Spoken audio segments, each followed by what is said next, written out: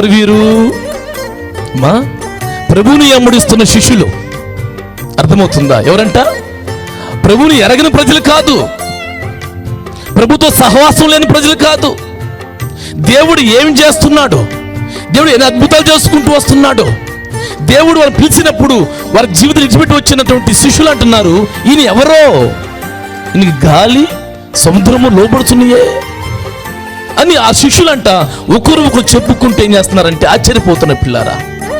దయచేసి మాట ఆలకించండి.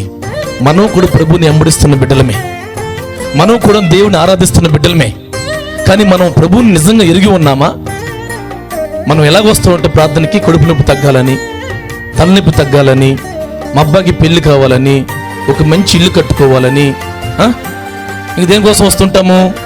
వీటి కోసమే ప్రభువుని వెంబడిస్తుంటే దయచేసి నువ్వు రాసుకో బైబిల్, నాకు పరలోక రాజ్యం లేదని రాసుకో.